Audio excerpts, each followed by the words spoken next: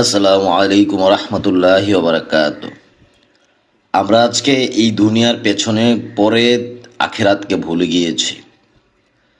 রাসূল সাল্লাল্লাহু আলাইহি সাল্লাম বলেন, যে ব্যক্তির প্রধান চিন্তা থাকে দুনিয়া অর্জনের, আল্লাহ তাআলা তার প্রচেষ্টাকে তার প্রতিকূলে বিক্ষিপ্ত করে দেন, তার দরিদ্রকে তার দুচক্ষের সামনে করে দেন, আর দুনিয়ার সুখ সামগ্রী তার ততটুকুই লাভ হয় যতটুকু তার ভাগ্যে লিখা থাকে। আর আল্লাহর আদেশ নির্দেশ অমান্য করার মাধ্যমেও বর্বত বিনষ্ট হয়। রাসূল সাল্লাল্লাহু আলাইহি সাল্লাম হাদিসে কুদসিতে বলেছেন, আল্লাহ তাআলা বলেন, তুমি যদি আল্লাহর ইবাদত না করো, তাহলে আমি তোমার অন্তরকে পেরেশানি দিয়ে পূর্ণ করব এবং তোমার দরিদ্রতা দূর করব না।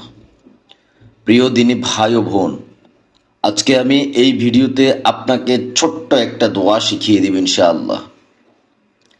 এই দোয়াটা আপনি যদি আমার সাথে আজকে 3 বার পাঠ করতে পারেন, আল্লাহ তাআলার উপর পরিপূর্ণ বিশ্বাস রেখে এবং অন্তরের অন্তঃস্থল থেকে, আল্লাহ তাআলার দয়া আপনি সর্বাবস্থায় লাভ করতে পারবেন।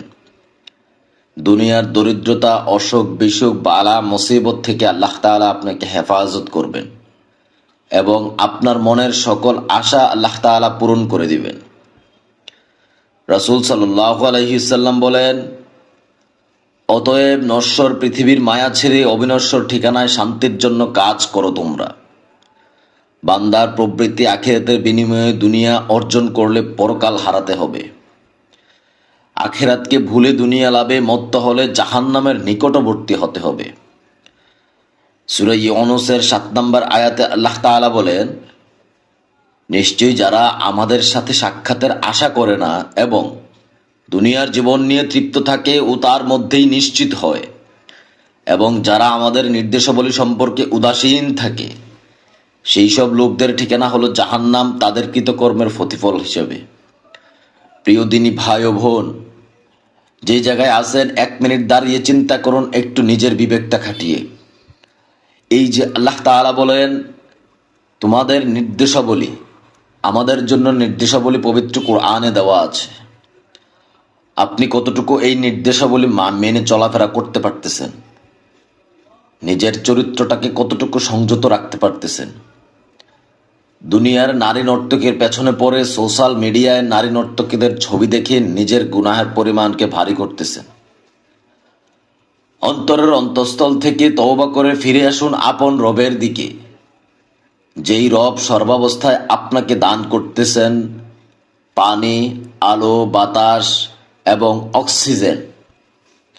যেই অক্সিজেন যদি মাত্র 10 মিনিট বন্ধ রাখেন, আপনার জীবন হয়ে যাবে বন্ধ। 1 মিনিটও শ্বাস নিতে পারবেন না ওই অক্সিজেন ছাড়া। প্রিয় যুবক, ফিরে আসো ওই রবের দিকে। তোমার এই মাসল, তোমার এই শক্তি, তোমার এই দম্ভ ভরা জীবন কোনো কাজে আসবে না সেই দিন, যেই দিন কিয়ামতের মাঠে তোমাকে গুনাহগার বলে ডাক দেওয়া হবে। এমন এক আমলনামা দেওয়া হবে যেখানে বাদ যাবে না দুনিয়ার কোনো পাপের কথা। পেরেশান হয়ে যাবা তুমি ওই দিন, যে কি এমন বই আমার হাতে তুলে দিল, যেই বইয়ে দুনিয়ার সকল গুনাহের কথা উল্লেখ আছে। তোমার রব সর্বাবস্থায় তোমার পাশে আছেন, তোমার রব সর্বাবস্থায় তোমার সব কিছু দেখছেন। ফিরে আসো তুমি ওই রবের দিকে। আজকে আমার সাথে যদি তুমি 3 বার এই দোয়াটা পাঠ করতে পারো, আল্লাহ তাআলা তোমার জীবনের সকল গুনাহগুলি মাফ করে দিয়ে তোমার জীবনটাকে রহমতে পরিপূর্ণ করে দিবে। 5 ওয়াক্ত নামাজের পাশাপাশি প্রতিদিন কিছু সময় কোরআন তেলাওয়াত করার চেষ্টা করো। মুমিনের জীবনটা সারাদিন যাবে আল্লাহ তাআলার ইবাদতের মাধ্যমে। তুমি হাঁটতেছ, বসতেছ, সর্বাবস্থায় জিকিরের অভ্যাস করো, ইস্তিগফার পাঠ করার অভ্যাস করো। এতে তোমার সময় নষ্ট হবে না এবং জীবনে ভালো কিছু পাবা। যে ব্যক্তি শুধুমাত্র দুনিয়া অর্জন নিয়েই ব্যস্ত, সেই ব্যক্তি পরকালীন জীবনে আল্লাহর শাস্তির সম্মুখীন হবে। কেননা সূরা বাকারার ৮৬ নম্বর আয়াতে আল্লাহ তাআলা বলেন, এরাই হলো সেই সব লোক যারা আখিরাতের বিনিময়ে দুনিয়ার জীবনকে খরিদ করেছে। অতএব তাদের সাথে শাস্তি লাঘব করা হবে না এবং তারা সাহায্য প্রাপ্ত হবে না। আল্লাহ তাআলা বনি ইসরাইলের 19 নম্বর আয়াতে আরো বলেন, যে ব্যক্তি দুনিয়া চায় তাকে যা ইচ্ছা সত্তর দিয়ে থাকি, পরে তার জন্য জাহান্নাম নির্ধারণ করি, সেখানে সে প্রবেশ করবে নিন্দিত ও লাঞ্ছিত অবস্থায়। 1 মিনিট যদি তুমি এই আয়াতের কথাটা চিন্তা করো, আল্লাহ তাআলা তোমার অন্তরে যদি একটু ধাক্কা লাগাইয়া দেন, ওই ধাক্কাটাকে কাজে লাগিয়ে এখন যে অবস্থায় আছো ওই অবস্থা থেকে আল্লাহ তাআলার ইবাদত করা শুরু করো। আমি আবারও সেই আয়াতটা বলতেছি, একটু মনোযোগ দিয়ে শোনো। যে ব্যক্তি দুনিয়া চায় তাকে যা ইচ্ছা সত্তর দিয়ে থাকি, পরে তার জন্য জাহান্নাম নির্ধারণ করি, সেখানে সে প্রবেশ করবে নিন্দিত ও লাঞ্ছিত অবস্থায়।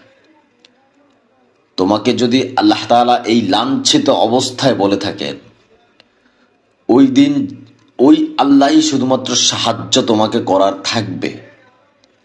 আর উনি যদি তোমাকে লাঞ্ছিত বলে ঘোষণা করেন, তোমার ওই দিন যাওয়ার কোনো রাস্তা থাকবে না।